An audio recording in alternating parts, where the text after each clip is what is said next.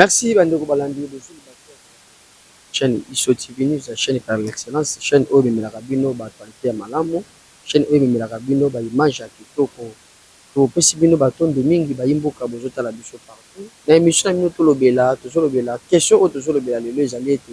Pourquoi le Congo est riche, les jeunes sont pauvres? Mboka na biso na bakitani ebele na mboka na biso na ba or, na ba diamant, na nyonso tokozala na bango. Kozala na ona mabele oyo. Biso ba jeune toujours malheureux. Pourquoi? Pourtant ceux qui micro baladeur pour ka ete ndenge ba jeune ba betaki pe baloba na bango par rapport ya question oyo.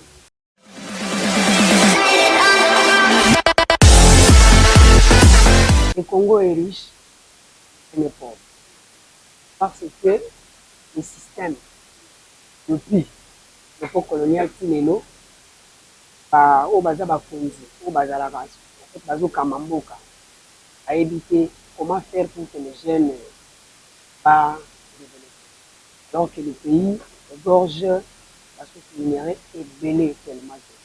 Mais les jeunes bazo développer parce que le système est verrouillé. En commandant un, vous savez aujourd'hui ceux qui quittent l'Europe pour Baya Awa comme expatriés, ils ont un salaire plus élevé que nous-mêmes les Congolais. Ce système-là, c'est au niveau du sommet de l'État. Alors, vous verrez que dans les petites moyennes entreprises, soit les grandes entreprises, dans un système, il y a sous-traitants. Et ce système-là, ils ont détruit la jeunesse. Un jeune atteint une classe, à Poussani, à combien de niveau, à Zumoussala, mais ce travail-là, on ne lui paye pas comme il faut. Pourquoi? Parce qu'il y a un système de sous-traitance où ils ont bloqué la jeunesse, moyen évoluer les actifs. Donc, dans la société, il y a au moins, je sais là où on comme chef, par exemple, ça, le système de sous-traitance va foutre bango va foutre, qui sous-traiter. Voilà un peu. Comment est-ce que les jeunes vont évoluer?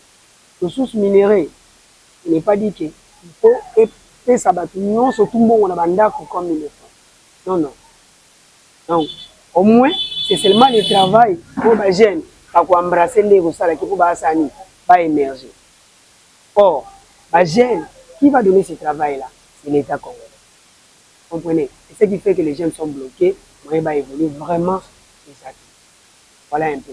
Or, ce qui est l'État a une prise en charge. La prise en charge que l'État peut prendre pour aider les jeunes, ce n'est pas seulement leur donner de l'argent comme ça, mais c'est créer les entreprises, créer les sociétés, qui feront en sorte que les jeunes, tant que aussi ça va classe, bazo quota, et puis pas avec ce système-là de sous-traitance, le vrai système, engager les gens avec un contrat direct pour que ça les jeunes va évoluer. Voilà un peu ça. Et il y a aussi une chose, je devais un peu anglais, les alliés, l'encadrement des jeunes, en commençant par l'éducation de base. Il y a beaucoup de jeunes, les parents n'arrivent pas à les aider à scolariser, et voilà. Et ces parents-là, s'ils n'arrivent pas à scolariser leurs enfants, c'est parce qu'eux-mêmes, ils ont aussi des difficultés qui font en sorte qu'ils ne trouvent pas les moyens pour scolariser les enfants. Et ça, c'est-à-dire qu'il y a deux aspects. Le premier aspect, c'est l'État congolais. En fait, dans l'ensemble, c'est l'État congolais. Mais au moins, quelques lignées, l'État y est mon il faut affronter bien. Mes parents, pour que mes parents, na makasi ya scolariser les enfants pour que lobby à venir là-bas les malades.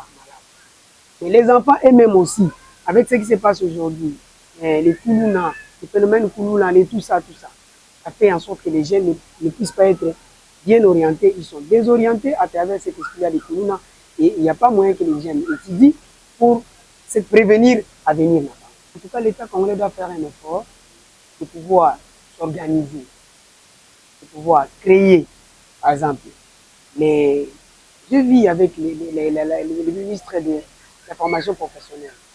Cette histoire-là, ça peut aussi aider les jeunes. Voyez, si il allait subventionner ça, l'État a Tchambon au dans le ministère professionnel pour que les parents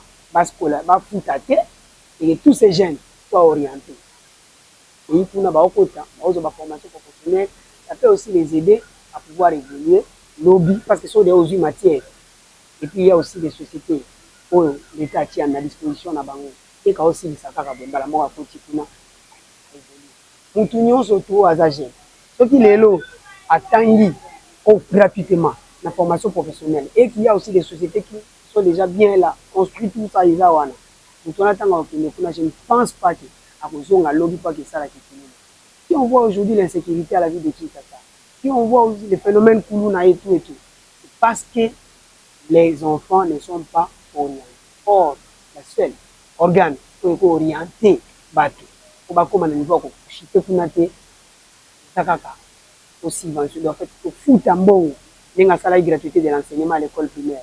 Ce qu'on a mis en une formation professionnelle et que les jeunes, ok, ils ont la formation. Et lobby nango, il est abundi les sous à salir la société, pas trop, mais quelques sociétés. La jeune, après avoir eu la formation professionnelle, je crois que le phénomène Koulouna est katana, je crois que la jeunesse va émerger, va évoluer. Pour l'amour à la biso, bozu ezali nango, mais bolingonde ezate namboka na biso. Président de la République a bundaka makasi pour na peuple na ye. Alingaka peuple na ye balilaka te. Azala la posa ki mekota na mboka na biso. Mais biso moko pe ba jeune pe tozala moi eloko moko quelque part ozo déranger biso makasi. Pour anini tout ce que nous avons misala au kilo mati ba kote ba limiter ko ngeli ko misala ba nini mais po ba ya mayo po pe sa ta place yo ba no sala ta mo musala ngwana beaucoup kemba makasi pour bénéficier mais so ko na musala na so ko na ninga makasi mais salaire za la kaka ya malonga te alors jeune amona siko asoki na kokota ba misala lingi na ngoyo te et préféré na ngoyo te musala préféré na bato mbongo nde ba sala ka misala na mais ba bosani pe ke ba jeune pe ba za posa pe ya ko luka masa fwa ko si mama manguba manini mais yango simate tane nde tinga bona tonga bona la mutibu na ebite na okende wapi na sala nini yango moni to koma préféré mingi ba jeune belé ba koma kokota mambilo mo be singa ko ba kota te na mboka oyo po ani ba koma kokota parce que po kolia ezate eloka malunga na mboka oyo ezate yango faut jeune préféré sala mabeke azala bongo jeune koma kokota badanda ku kubotolaka ko sala ka crime po ne fiske ala masafa et data moi si na yena ndaku et data famille na ye moko peta li papa para ta li papa yango moni ba jeune belé ba koma ko botolaka ba jeune ba koma ko luna ko zokisaka ko sala ba mama mabe ba même ba wala 4 fois li kambongo ba jeune ko botola en tout cas vraiment wana ezama pasi mingi président de la république ali kona trouver solution na biso ba jeune ayi ba nani ko pesa na lisese na ye azana batu na ye azana peuple na ye ayi ba ndinga ko développer makapo na mboka na biso oye le kaka awa biso doye barate papa mais na ebité pour na l'état na biso l'état akanga maboko to azaka en vie pour so l'état qui en vie mais babuzo belinga sama na mboka na biso te to linga to kotela bana banda kote to linga to wana ko yibate to linga to sala batu mabete question les question pertinente c'est vraiment question majeure et pourquoi les Congo est riche mais pas jeune pas pauvre. Bon, pauvreté, donc le bureau dans ma branche est pauvre en esprit, pauvre matériellement, pauvre sur le plan peut-être scientifique. Moi, je dirais que la faute, ce n'est pas d'abord les jeunes, parce que jeunesse va préparer à vous. Adage Molobake, jeunesse c'est ça. Avenir Yamboka. Or, pour que jeunesse appelle ça le meilleur wana, allons à la pauvreté wana, il faut qu'il y ait tout bazar likolo et ba jeune wana basa ni ba encadrer ba jeune. Aujourd'hui là, nous avons un conflit de génération. Papa pour bazar na ba place moko bu kaka ba wana ka ba travail. Ba jeune bazo si ça ba classe, mais ba travailler wapi. Et ça les a dit. Et puis la faute là, n'a pas ça peut aux aînés. Parce que va préparer jeunesse, le système il y a autonomisation et entrepreneuriat. Or, le monde aujourd'hui, ils ont vivre en entrepreneuriat. Donc, les jeunes doivent créer. Il faut créativité. Le autre message, il y a une vieille école, il y a une littérature et belé. Mais en réalité, rien ne s'est fait.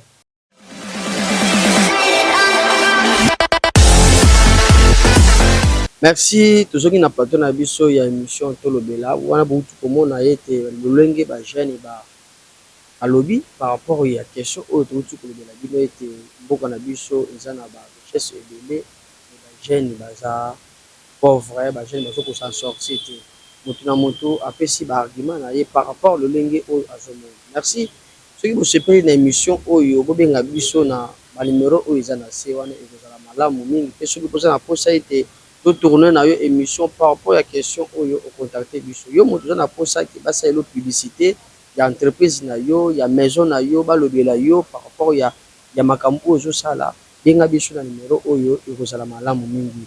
Pourquoi le Congo est riche et les jeunes sont pauvres? Oyebi ete mboka na biso oyo eza bakitani ebele mais biso ba jeune tozokoka kosa sorti d'une manière d'une autre.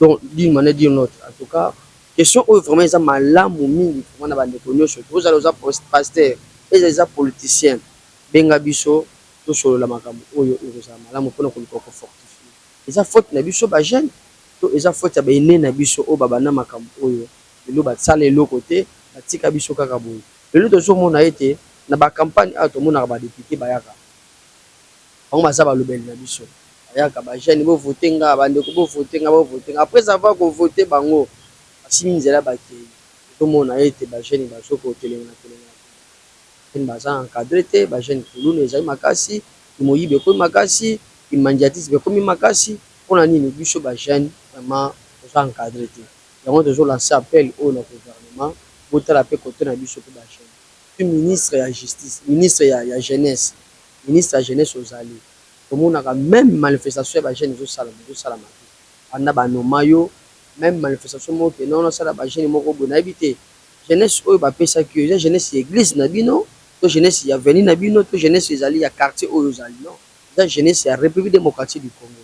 En tout cas telema ministre ya jeunesse telema jeune mboka na yo baza kolela bazolela makasi misala eza te malongo eza te bajeune na mipesi mingi na badistraction lokola bapari te malgré ça ekomi lokola entreprise na biso bacongolais soki pari tobeti pari futi te jeune akosa sorti te ememi bango le plus loin bakomi bakuluna ememi bango le plus loin bakomi bamiyibi ememi bango plus loin bakomi kokotela na bandako kobotola tusa koboma mpe vraiment koboma soki jeune aza encadré makambo mabe ekosalama te bozwaka mwa solution na manitali bajeune.